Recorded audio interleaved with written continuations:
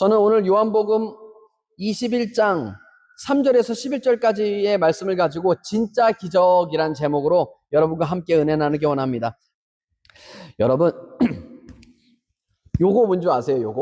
요거 멀리서도 다 뭐 아실 텐데 흔히 우리가 쓸 수 있는 모나미 볼펜입니다. 모나미 볼펜. 여기에 지금 여기도 써 있는데 모나미, 물론 불어로 써 있지만 이거 한국 브랜드입니다. 뭐 다 아시죠? 여기 뭐 한인교회 다니시는 분들은 다 아시겠죠? 근데 여기서 태어난 분들은 모를 수도 있겠구나. 요거 한국 브랜드입니다. 모나미라고 적혀 있지만 한국 브랜드입니다. 그런데 이 모나미 볼펜에 특이한 점이 하나 있습니다. 여기도 보면 요게 이제 가장 대표적인 모델인데 모나미라고 그러니까 스펠링 불어로 써 있습니다. 모나미라고. 그리고 0.7이라고 이게 그 펜 두께를 얘기하죠. 근데 여기에 153이라는 숫자가 적혀 있다는 겁니다. 153. 153 이게 도대체 뭔가? 이거 뭐 궁금해 보신 적 없으신가요? 153? 153. 아니, 152도 아니고 154도 아니고 갑자기 왜 하필 153인가? 네? 오늘 이 153의 의미는 오늘 본문에 나오는 베드로가 잡았던 153마리의 고기 그 의미라는 것입니다. 153. 153마리. 근데 이거에 대한 비하인드 스토리가 있는데 이 모나미 볼펜의 창업주 강성주 회장은 신실한 크리스천으로 알려져 있습니다. 그래서 처음 이 회사를 창업할 때 엄청나게 기도를 하면서 이 회사를 창업하게 되었는데 어느 날 성경을 다 읽다가 오늘 본문 요한복음 21장을 읽게 된 겁니다.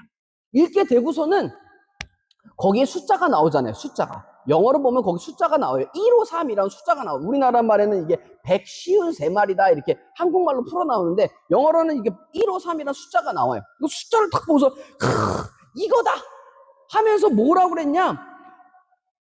요한이 이 예수님께서 베풀어 주신 이 기적을 경험하고는 너무 놀라워서 예수님을 다 바라보게 되었고 이 요한복음 한참 예수님이 죽으시고 부활하시고 승천하신 후에도 한참 후에 기록된 게 이 요한복음입니다. 요한은 제자 중에서 요한이 제일 오래 살았어요.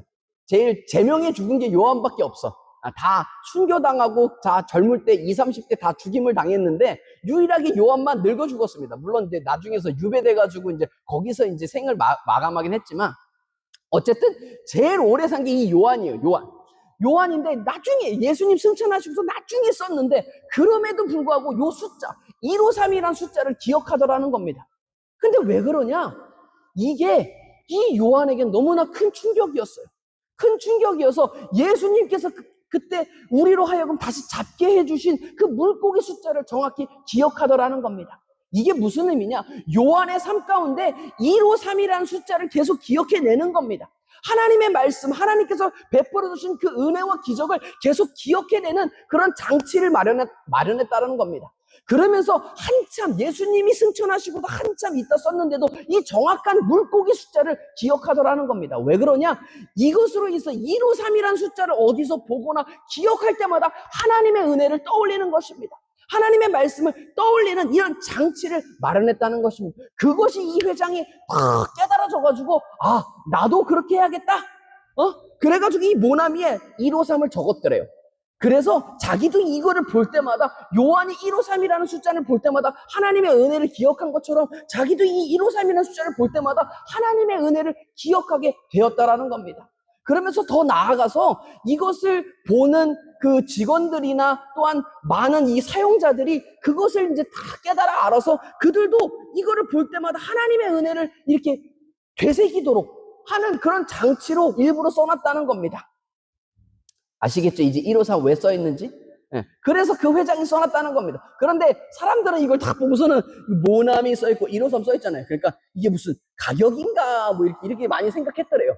또 하나 재밌는 건 뭐냐면 이때 당시에 이게 60년대 처음 만들어졌대요. 이 펜이. 만들어졌는데 실제로 이 펜을 그 강성주 회장이 15원 3전에 내놨답니다. 15원 3전. 그래서 그때 실제로 이게 가격이긴 했대요. 근데 그거 금방 물가 오르고 해서 뭐 가격 금방 변하죠. 지금은 뭐 153 지금 뭐 153유로입니까 그럼? 말이 안 되잖아요, 사실. 그죠? 근데 요게 그런 의미라는 겁니다. 근데 사람들은 많이 가격이라고 착각해 왔다는 겁니다. 여러분, 오늘 본문이 바로 예수님께서 베드로를 통해 갈릴리 바닷가에서 그 153마리의 아주 많은 물고기를 잡은 기적을 베풀어 주신 내용이라는 것입니다. 예수님께서 십자가에 달려 돌아가신 후 제자들은 다시 갈릴리 바다로 돌아갔습니다. 3년 동안 예수님을 쫓아다녔는데 이제 예수님께서 죽으셔서 제자들은 무엇을 할지 모르고 삶을 어떻게 살아가야 할지 몰랐다는 겁니다. 그래서 그 예수님을 잃어버린 상실감과 그 삶 속에 어떻게 할 바를 알지 못하고는 제자들은 다 제각기 자기의 본업으로 돌아갔습니다. 그래서 근데 그 계기가 베드로가 처음 탁 얘기를 하죠. 오늘 본문에도 나오는데 나는 물고기를 잡으러 가야겠다라고 하니까 다른 제자들도 다 본업으로 돌아갔다라고 기록한다는 것입니다. 그리고 베드로와 몇몇 제자들이 이렇게 같이 모여서 배를 타고 밤새도록 그물을 던졌는데 한 마리도 잡지 못하고 공쳤습니다. 근데 신기한 거 하나가 뭐냐면 지금 이때가 언제냐면 예수님이 부활하신 이후였다는 겁니다.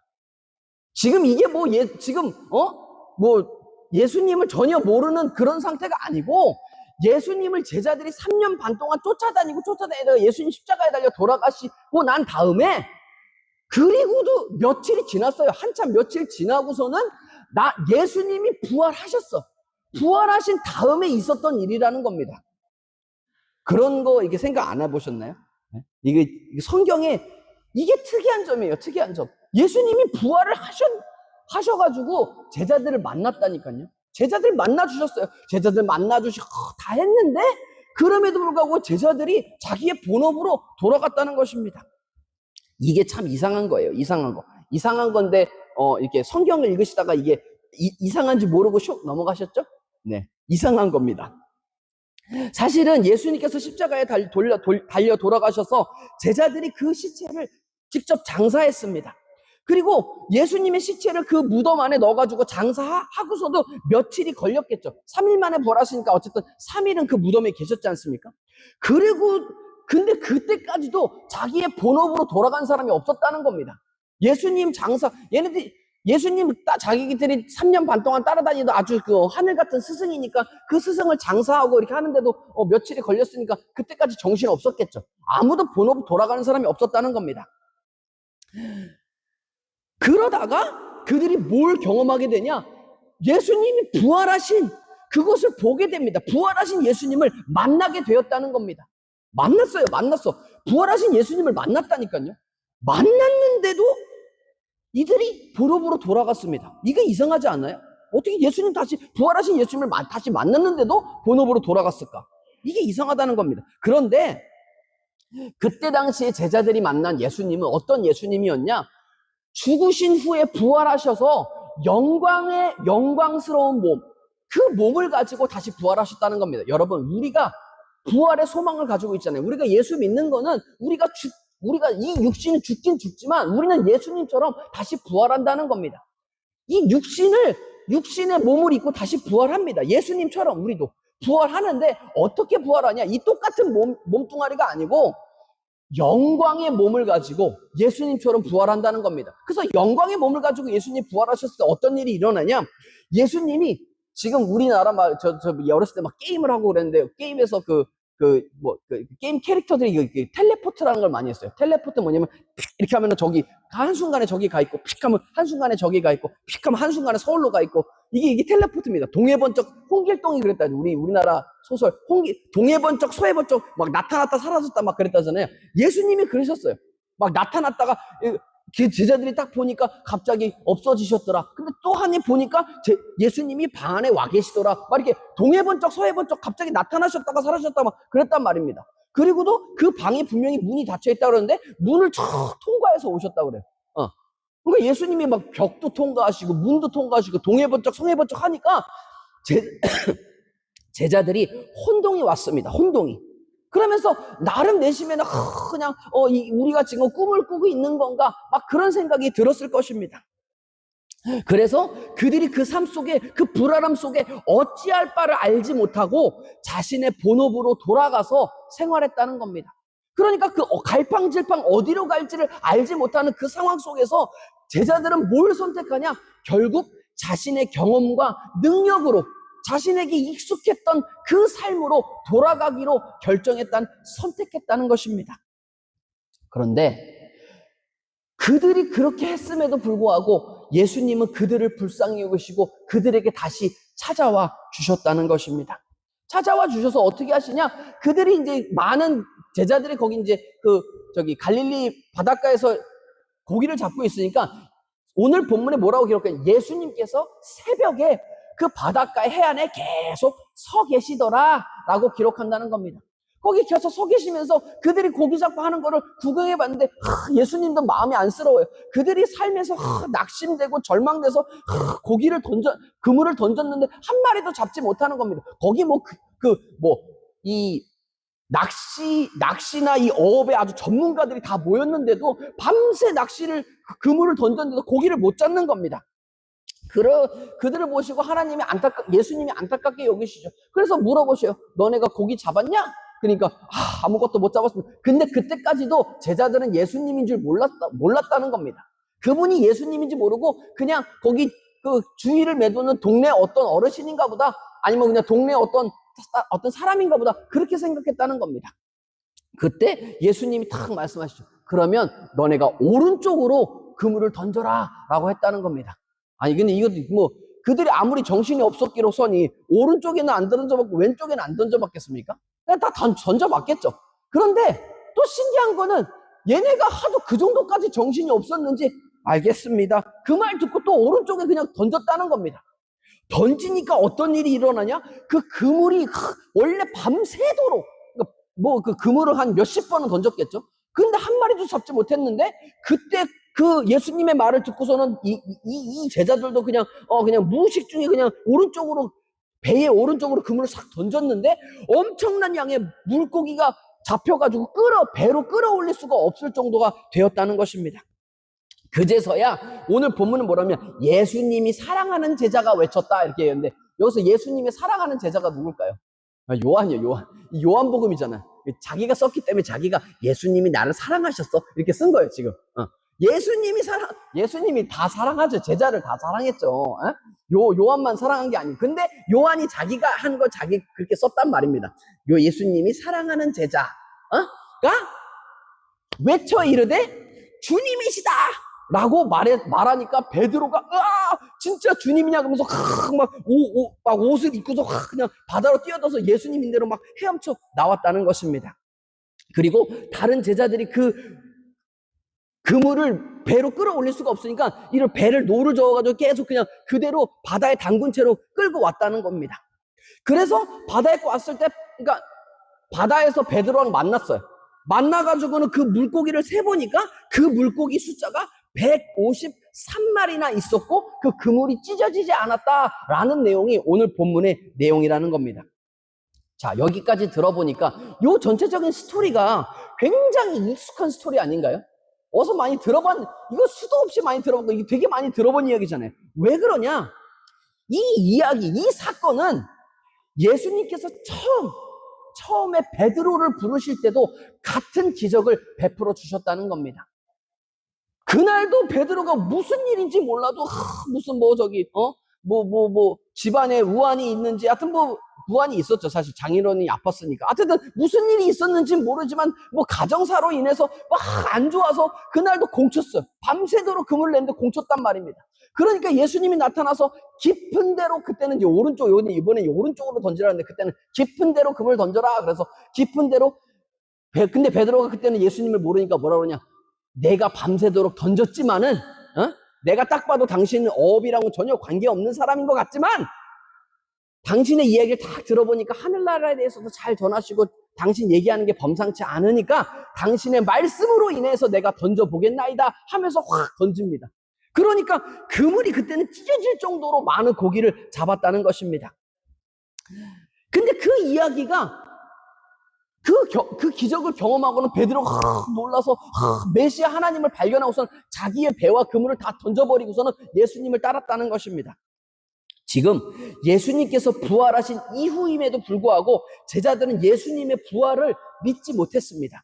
예수님께서 그렇게 가르침을 주셨는데도 예수님이 다시 부활하신다는 그 말을 믿지 못했다는 것입니다. 주님을 따라다니면서 그만큼 기적을 경험하면 믿음이 생길 법도 한데 예수님께서 3일 만에 부활하시겠다는 그 말씀을 잊어버리고 다 각기 자신의 그 본업으로 돌아가게 되었다는 것입니다. 그리고 그 이후에도 예수님이 부활하셔서 그들 앞에 나타나셨단 말입니다. 이게 무슨 처음 나타나고 그런 게 아니고 부활하셔서 다시 그들에게 몇 번이고 나타나셨는데 그럼에도 불구하고 그들은 다 제각기 본업으로 돌아갔다는 것입니다. 여러분, 이게 무슨 말입니까? 우리가 기적을 본다고, 기적을 많이 체험한다고 믿음이 생기는 게 아니라는 것입니다. 여러분, 우리도 그렇잖아요. 우리가 주님, 제발 이 문제만 해결해 주시면, 주님, 제발 이 병만 낫게 해주시면, 제발 이 기도만 응답해 주시면 내가 평생 주님을 위해 살겠습니다 라고 한다는 겁니다. 그러면서 내가 평생 주님을 따라가겠습니다 라고 하는데 주님이 정말 그 기도를 들어주시고 그 병을 고쳐주시고 기도에 응답해 주시죠. 기적을 베풀어 주신다는 겁니다. 그런데 그 기적을 다 경험하고 어떻습니까? 우리가 계속 우리의 믿음이 막 계속 성장해 나가면서 우리가 계속 주님을 따라가게 됩니까? 아니면 처음만 좀 그렇게 따라가는 것 같더니 작심 3일이라고 2, 3일 지나서 그 열정과 사랑이 쑥쑥 으로들어서 숨게 됩니까? 더 이상 얘기하지 않겠습니다. 오늘 본문의 제자들은 예수님을 그렇게 쫓아다니고 3년 반 동안이나 예수님을 졸졸졸 쫓아다니면서 그 모든 가르침을 옆에서 직접 듣고 예수님께서 행하신 정말 수만 가지 놀라운 그 기적들을 직접 보고 듣고 경험하고 손으로 만져보고 체험한 그런 제자들이었다는 겁니다. 그럼에도 불구하고 이 제자들은 예수님이 부활하신 예수님을 만나고도 그들은 그들의 삶으로 돌아갔다는 겁니다. 자기 능력으로 살아보려고 했다는 겁니다. 그것을 선택했다라는 겁니다. 예수님의 제자들도 예수님을 쫓아다니면서 정말 엄청난 기적을 보잖아요. 죽은 자를 살리시고 나면서 장님된 사람의 눈을 뜨게 하시고 앉은뱅이를 일으키시고 무리를 걸으시고 베드로는 무리도 걷잖아요. 자기도 무리를 직접 걷기도 하고 떡 5개와 물고기 2개로 2만 명을 먹이기도 하고 엄청난 기적을 직접 체험했단 말입니다. 그럼에도 불구하고 예수님이 다시 부활하시겠다는 그 말도 믿지 못하고 부활하신 예수님을 다시 만났음에도 불구하고 제자들은 다시 본업으로 돌아가서 자신의 경험과 능력으로 살아가려고 했다는 것입니다. 그러다가 예수님께서 다시 찾아오셔서 베드로를 처음 부르실 때와 똑같은 그 기적을 베풀어 주시고 나서야 그들이 예수님이다 하고는 다시 예수님을 알아보고 예수님 앞에 모여들기 시작했다는 것입니다. 한편으로는 너무 안타깝고 한편으로는 이해가 되는 것 같기도 하면서도 이해가 참 이해하기가 힘듭니다. 그렇죠? 근데 이게 무슨 말이냐? 이 예수님의 제자들도 그토록 많은 기적을 경험하고 체험했음에도 불구하고 여전히 그들은 믿음이 없었다는 겁니다. 믿음이 없었습니다. 여러분, 기적을 경험한다고 믿음이 생기는 게 아니라는 겁니다. 이스라엘 백성들을 보십시오. 이스라엘 백성들 하나님의 백성으로 선택받은 하나님의 민족이, 하나님의 그 선택받은 민족이 아니겠습니까? 그런 그 자부심으로 막 넘쳤던 그런 사람들이라는 겁니다. 그 이스라엘 백성들이 처음 애굽에서 나와서 하나님이 그들을 그 약속의 땅으로 인도하실 때 그들은 매일같이 기적을 경험합니다. 막 홍해가 쫙 막 갈라져서 그들이 마른 땅을 막 아쿠아리움을 보면서 막 걷기도 하고 매일같이 그 자고 일어나면 그 앞마당에 그 만나라는 그 음식이 떨어져서 그냥 주워가지고 먹기만 하면 되는 거였고, 그리고 그들이 막 고기가 먹고 싶다 그러면 하나님 메추라기 탁 해가지고 고기를 먹게 하시고, 목마르다 그러면 탁 안반수를 탁 나게 해가지고 시원한 물 마시게 하시고, 그 사막 가운데 얼마나 환경이 열악한데 그 사막 가운데 항상 낮에는 구름기름으로 햇빛을 가려주시고 해가지고 한 명도 타 죽고 뭐 그런 사람이 없습니다. 저녁에는 너무 추운데 불기둥으로 그들과 함께 하셔서 얼어 죽은 사람이 없었다는 것입니다. 그렇게 매일같이 기적을 경험했지만 그들은 어땠습니까? 그들은 매일같이 불평불만하고 하나님과 모세를 원망했다는 겁니다. 왜 우리를 여기까지 데려와서 이렇게 고생을 시키냐 원망했다는 것입니다. 여러분, 성경이 말하는 게 뭐냐? 이게 우리의 모습이라는 겁니다. 우리가 기적을 체험하고 하나님 이 병만 고쳐주시면 하나님 잘 믿겠다 따르겠다 하면서 우리 병을 고쳐주십니다. 우리 병 고쳐주십니다. 우리 문제를 반드시 해결해 주시는데, 그래서 우리가 막 하나님 따르겠다라고 하면서도 작심삼일 그냥 지나면 또 돌아서고, 제자들이 그 많은 예수님의 기적을 체험했지만 예수님을 배반하고 모른다 하고 저주하고 예수님을 다 떠나고 다 본업으로 떠나갔다는 겁니다. 예수님께서 3일 만에 부활하신다고 얘기하셨는데 그 말을 믿지 못했다는 겁니다. 아, 우리가 무슨 환상을 보고 있는 건가? 믿지 못했다는 겁니다. 그러면 이런 의문이 드실 거예요. 아, 이상하다. 기적을 보면 당연히 믿음이 생기는 거 아닌가? 아닙니다. 기적과 믿음은 관계없다는 겁니다. 그러면 기적이 믿음하고 관계가 없는데 그럼 하나님이 왜 기적을 베푸시냐? 궁금하시죠? 에? 하나님이 왜 기적을 베푸시냐는 겁니다. 기적의 목적이 무엇이냐? 왜 예수님께서 우리의 삶 가운데 기적을 베풀어 주시냐? 기적은 우리의 생각의 축을 바꿔놓는 것입니다. 그 전까지는 보이지 않았던 하나님을 기적을 경험하고 나서야 보게 된다는 것입니다. 오늘 본문에 보면 부활하신 예수님을 만난 제자들이 다 본업으로 돌아갔습니다. 돌아가서 그냥 무의미하게 그물을 던졌지만 아무것도 못 잡는 그런 삶을 살아갔다는 겁니다. 그런데 그들을 불쌍히 해서 그들에게 예수님께서 친히 찾아오셔서 그들을 처음에 부르실 때와 똑같은 그 기적을 행하게 하셔가지고 그들이 기적을 경험하고 나니까 어떻습니까? 으아! 주님이시다! 소리 질렀다는 겁니다. 그 전까지는 내가 하나님이 없는 거 있냐? 진짜 내 능력으로 살아가려고 한다는 겁니다. 우리가 다 연약해서 그렇게 살아간다는 겁니다. 우리도 기적을 막 경험하고도 우리가 이 삶을 살면서 또 이리 치이고 저리 치이고 하다 보면 이 삶을 내 능력, 내 힘으로 살아가려고 한다는 것입니다. 마치 하나님이 없는 것처럼 살아간다는 겁니다. 오늘 본문의 제자들이 그러고 있다는 겁니다. 마치 예수님 돌아가셨어. 예수님 이제 없어. 더 이상 우리는 예수님 없어. 우리는 우리 본업으로 돌아가야 돼. 우리 이제부터 우리 힘으로만 살아야 돼. 라고 생각했다는 겁니다. 그런데 기적을 다 경험하고 나니까 이들이 다시 깨달아지기 시작하는 겁니다. 아, 예수님이다. 주님이 깨달아지게 된다는 겁니다. 그 전까지는 하나님 없이 내 힘으로 살려고 그러다가 하나님이 없는 줄 알았다가 기적을 경험하고 나서는 하나님이 살아 계시는구나. 하나님이 나와 함께 하시는구나가 깨달아지게 된다는 것입니다. 여러분, 이것이 기적의 목적입니다. 왜 기적을 행하시냐? 우리에게 믿음을 믿음 안 큽니다. 여러분 보세요. 이스라엘 백성도 그러고 제자들도 그렇게 기적을 많이 경험했는데 믿음이 안 컸다니까요. 안 컸어. 믿음이 안 컸어. 안 컸고 이들에게 다시 찾아오셔서 기적을 베푸실 때 그 기적을 베푸신 이유가 뭐냐? 그들의 생각의 축을 바꿔주시는 겁니다. 하나님을 깨닫지 못하고 하나님이 없이 살아가는 것 같은 그들의 인생에 하나님이 살아계시는구나, 하나님이 우리와 함께 하시는구나를 깨닫게 해 주신다는 것입니다. 그것이 바로 기적의 목적입니다. 오늘 본문에서 제자들도 그 많은 기적을 경험했지만 믿음이 없었고 그들 앞에 예수님이 계속 서 계셨지만 그들은 몰라봤다는 겁니다. 그런 그들에게 처음 만났던 그 기적을 행해 주심으로써 그들이 비로소 예수님을 발견하게 되었다는 것입니다. 여러분, 우리가 연약함을 깨닫고 하나님께 겸손히 나올 때 지금도 하나님은 우리의 삶 가운데 기적을 베풀어 주십니다. 우리 주님은 어제나 오늘이나 영원토록 동일하신 분이라는 것입니다.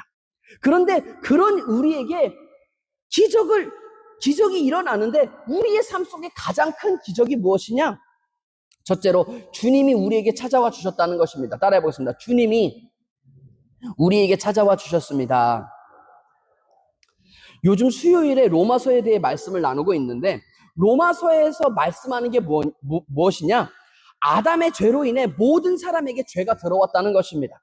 그로 인해 모든 사람이 죄인으로 태어나게 된다는 겁니다. 그런데 세상에 많은 사람들, 특히 이 지식인들은 이 말을 제일 싫어합니다. 아니, 이 아담이 지은 죄가 왜 우리에게 전가되냐? 왜 우리가 그 고생을 우리가 해야 되냐? 그 결과를 우리가 맛봐야 되냐? 라고 얘기한다는 겁니다. 그런데 쉽게 설명해 드리면 이런 겁니다. 여러분, 세상에 강력한 바이러스는 유전적으로 전이되게 돼 있다는 겁니다. 그게 에이즈 바이러스든 그 어떤 강력한 바이러스는, 정말 강력한 바이러스는 유전적으로 그 바이러스가 전이되게 된다는 겁니다.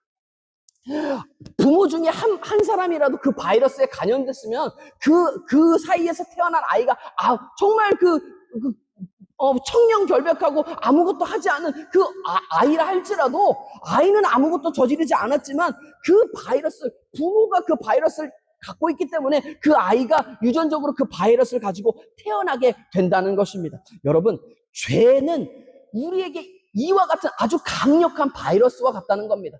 아담이 하나님께 범죄함으로 인해서 이 죄의 바이러스가 아담에게 들어오고 누구든지 아담의 피를 물려받은 인간은 모두 그 죄의 DNA를 가지고 태어나게 된다는 것입니다. 이 죄의 바이러스를 가지고 태어나게 된다는 것입니다. 그래서 어떠냐? 모든 인간은 죄인으로 태어나서 죄를 짓고 살고 죄 때문에 괴로워서 죄 가운데 죽게 되어 있습니다.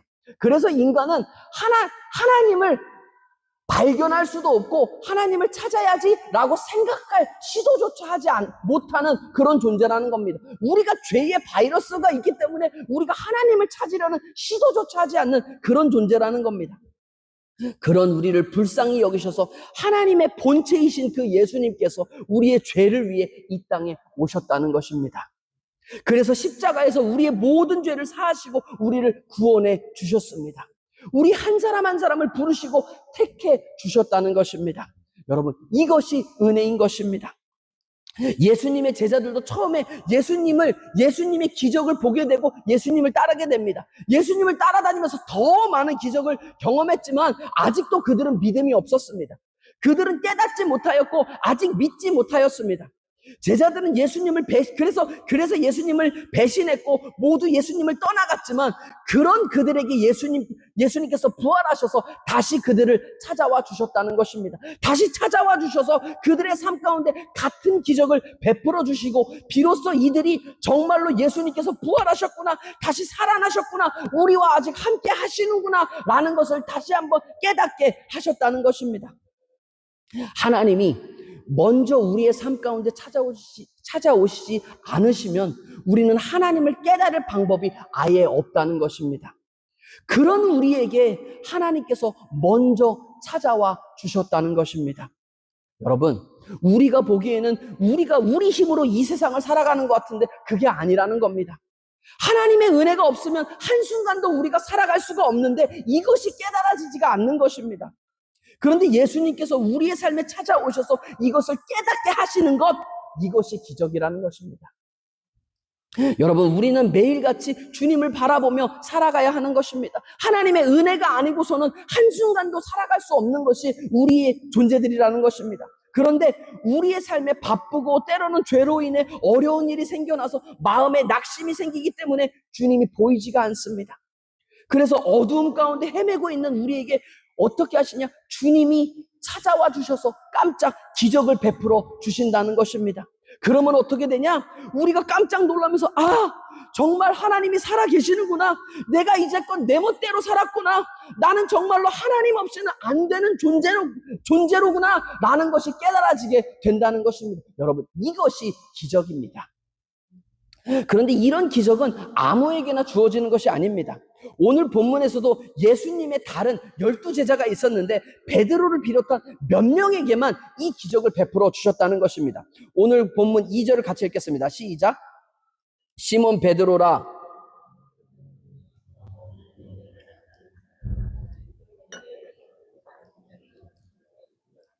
여기 있는 사람들을 한 사람들 세보면 7명이에요. 예수님의 제자 7명이 모여 있었다는 겁니다. 그런데 예수님은 부활하신 이 7명에게만 나타나셨다는 것입니다. 여러분, 하나님의 은혜는 아무에게나 주어지는 것이 아닙니다. 하나님의 은혜는 값없이 주시는 것이지만 아무에게나 주어지는 것이 아니라는 것입니다. 그래서 우리는 나를 택해 주신 그 주님의 은혜에 감사해야 합니다. 여러분, 우리가 생각하기에는 내가 교회를 선택하고 내가 주님을 발견해서 주님을 믿기로 선택했다고 믿는다는 겁니다. 어느 날 우리 가족 중에 한 명이 나를 전도해서 교회를 왔고 또 우리 친구나 이웃집 사람이 나보고 예수 믿으라고 해서 내가 예수님을 믿은 것 같은데 그게 아니라는 겁니다. 주님께서 만세 전부터 우리를 택해 주셔서 성령님께서 그 가족분을 통해서 또는 그 친구나 이웃을 통해서 나를 불러주셨다는 것입니다. 내가 뭐 예수님을 믿고 내가 뭐 교회를 이게 아니라는 겁니다. 만세전부터 하나님께서 우리를 구원하시기로, 우리에게 은혜 베푸시기로 선택하셨다는 것입니다. 이 모든 것이 주님의 은혜라는 것입니다. 여러분, 교회 나오는 것도 마찬가지입니다. 오늘 내가 일어나서 준비해서 내가 이 교회에 온 것 같은데 그게 아니라는 겁니다. 하나님께서 여러분을 부르셨다는 겁니다. 여러분을 회복시키기 위해서, 여러분의 질병을 고쳐주기 위해서, 여러분의 삶을 일으켜 세워주시기 위해서, 여러분을 만나시기 위해서 하나님이 여러분을 부르셨다는 것입니다. 여러분, 이것이 깨달아져야 되는 것입니다. 이 은혜가 깨달아지시는 저와 여러분 되시기를 주님의 이름으로 축원드립니다. 내가 똑똑해서, 내가 잘나서 나를 택하신 것이 아닙니다. 웬일인지 웬 은혜인지 몰라. 근데 나를 사랑하셔서 택해 주셨다는 것입니다. 그렇기 때문에 이것이 은혜가 되는 것입니다. 한국 전쟁 당시 참전했던 한 그리스도 군인의 이야기입니다.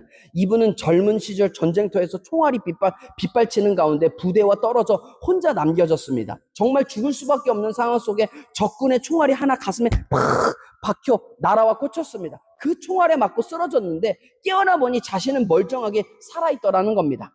놀랍게도 군복 안에 넣어두었던 그 신약 성경책, 요만한 신약 성경책이 있는데 거기에 총알이 박혀 있었다는 것입니다. 성경책은 막 찢어지고 뚫어졌지만 그 청년은 그 성경책을 버리지 않았다고 합니다. 그리고 나중에 자녀들에게도 그것을 보여주면서 내가 살아있는 것은 하나님의 은혜 때문이다 라고 말하고 간증했다고 합니다.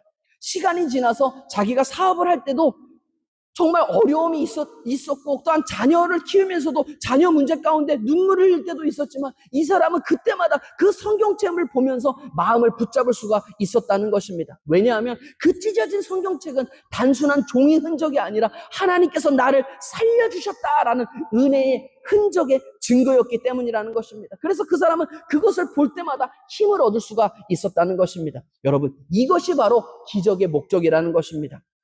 그래서 오늘 본문의 요한은 정확히 그 153마리 고기 숫자를 떠올리면서 그 숫자를 떠올릴 때마다 예수님의 그 은혜를 떠올리게 되는 것입니다. 나를 찾아와 주신 주님, 내게 기적을 베풀어 주신 주님, 그 주님을 상기하고 새기는 상징적인 숫자가 되었다는 것입니다.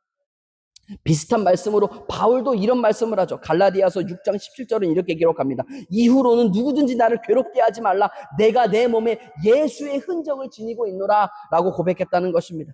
여러분도 이런 흔적들 하나씩 가지고 계신가요? 이런 간증 하나씩 가지고 계신가요? 그러시다면 그 흔적을 붙잡는 믿음으로 나아가시기 바랍니다. 만약 아직 그런 흔적이 없는 것 같다라고 생각하시는 분은 오늘부터 기도하십시오. 주님, 제 삶에도 그리스도의 흔적이 남게 해 주시옵소서. 주님께서 반드시 기적을 베풀어 주십니다. 오늘 본문의 제자들의 삶에도 기적이 선택적으로 나타났다는 것입니다. 그리고 바울이 다메섹 도상으로 갈 때도 그 배 안에 많은 사람들이 있지만 예수님을 본 사람은 바울 단 한 사람밖에 없었다는 것입니다. 예수님께서 웬일인지 웬 은혜인지 나를 선택해 주셨습니다. 우리를 선택해 주셨다는 것입니다. 예수님께서 제자들을 선택해 주셨고 그들에게 다시 나타나 주신 것처럼 우리의 삶에도 그리스도의 흔적이 남게 해 주시는 것입니다. 그러면 왜 그렇게 하실까? 예수님께서 왜 그렇게 하실까? 둘째로, 기적을 통해 우리는 하나님을 발견하고 우리의 사명을 깨닫게 된다는 것입니다. 따라해 보겠습니다. 기적을 통해 우리는 하나님을 발견하고 우리의 사명을 깨닫게 됩니다.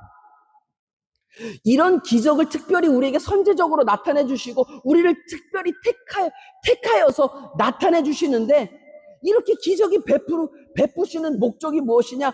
우리가 우리의 삶 가운데 하나님을 발견하고 우리의 삶 가운데 우리를 향하신 그 하나님의 그 뜻을 깨닫게 하려 하심이라는 것입니다.